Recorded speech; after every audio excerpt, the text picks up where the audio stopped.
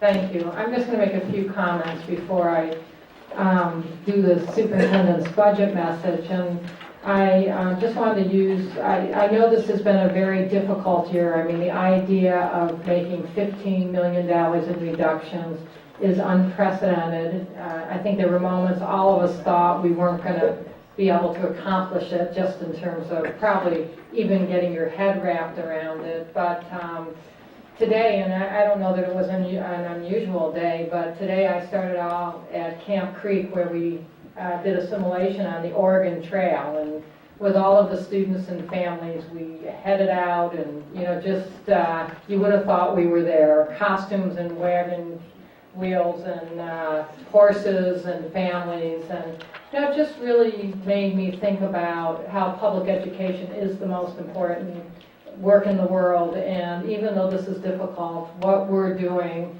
is so critical that we just got to keep doing it. So, and then at noon I had the opportunity to go to the turnaround luncheon for students whose lives have turned around because of staff and teachers in this organization. And again, I was reminded about the work we do and the difference we make. And after that, I went to the Oasis celebration for our senior citizens who volunteer in our organization to make connections with students. So all of these things made me think about how together as a community we're really making a difference in the lives of children. And I think we cannot forget that as we move through this. And I think the last experience I had as I headed out to another meeting was one of our, actually an EA in the school district came in and she said, I just need to give you a hug, because one of our accomplishments was any probationary or permanent teachers were not laid off.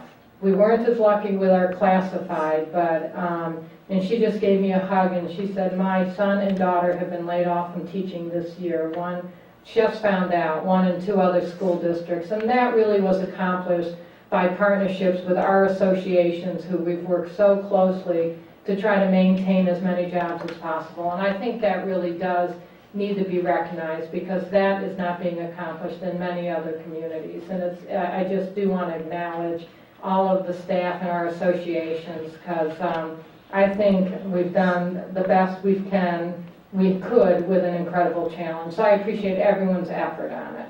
So now I'll give the budget speech.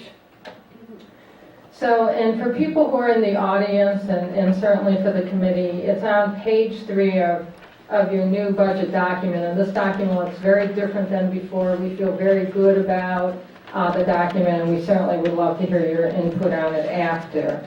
Again,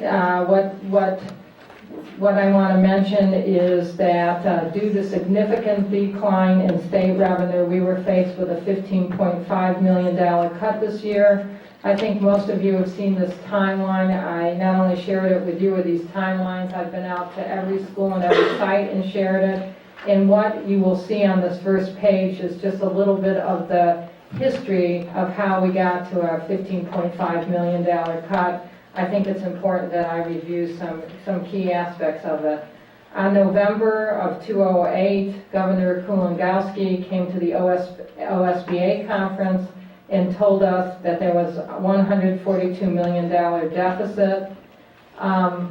As a result of that, most people there were not very happy, and he told us that we will look back nostalgically at this particular figure, and he certainly was right when later in the year the figure had grown to $855 million. As a result of that, Springfield School District needed to cut $3.1 million, and I think what's important to know is it was not only because of the news of the revenue reduction, it was also due to declining enrollment, reduced earnings and investments, and we did better than most districts, but obviously that is, the economy impacts that. Property tax revenue decline, teacher experience funding ratio decline. We've had a lot of our experienced teachers retire, and when you have younger teachers with not as much experience, I mean younger in terms of years of experience, the state doesn't give you as much resource for those teachers because they don't cost as much. And then also just our assumptions around the federal forest fee. So all of that added up to $3.1 million. Between November and December, we were able to to find those resources, and we did that mainly with district services or central services. And certainly some of those services impacted the buildings as much as they impacted us, such as supply accounts. And we've all heard from our students that students haven't had paper to write on like they typically do, or things have to be put on the board. So we know that that impacted that. In addition, we had some teachers on special assignment who were at the district office who went back into teaching positions that opened mid-year. We reduced our staff development, travel, technology replenishment, took textbook purchases, maintenance projects, and reductions in department level budgets. We also try to be as creative as we can about looking at funds that we had outside of the general fund, so that we could shift some resources, knowing that those are one-time resources, they're not sustainable, but they would help us through a year when there was $15.5 million in reductions. So anyways, it was, that took care of what we had heard about in November. And then what happened in April, we learned, I think it was actually in February, we learned about the $855.3 million deficit at the state level. And at that point, what we needed to do for this year was find another 1.1 million. The way we found that resource was by working with our associations, and school is ending early, we all know that. We're ending 4 days early, and we did that in order to make up the $1.1 million deficit. And then we started work on next year. So shortly after that, you know, what seems like whenever we go to Salem and the governor visits us or one of his people, it hasn't been good news. So basically, it was in, I think, the beginning of April that we learned that the figure had grown, and what we also heard is what the governor thought we should start budgeting on, and the end result of that led us to a $15.5 million reduction that we had to make for this year. So the first thing we were able to do was work with our association groups together. We came up with $3.5 million of savings. This basically meant that people were giving back some of the compensations that they had bargained for in previous years. And again, we really appreciate the collaborative way in which we approached this. So I think we can go on to the next page. And I think what Brett will share with you throughout the evening is exactly where did we make the rest of the reductions that did get us to a balanced budget, which we do have, which is what we need to have.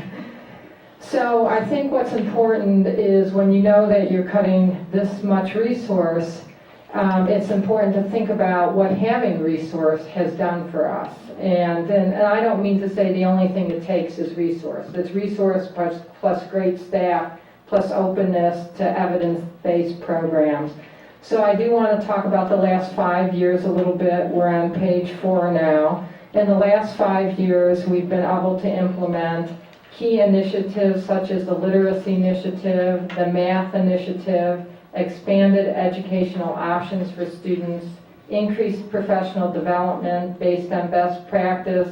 We've purchased updated instructional materials, and we've supported technology replenishment and innovations. The end result of this is that our test scores have increased substantially. We're getting closer to achieving our vision, every student and graduate prepared for a bright and successful future. The vision remains the same, the commitment remains the same, and we will continue to work towards our vision and our goals. But I would be dishonest to say to you this won't be slow, because one of the critical pieces in the formula is resources that allow us to do that.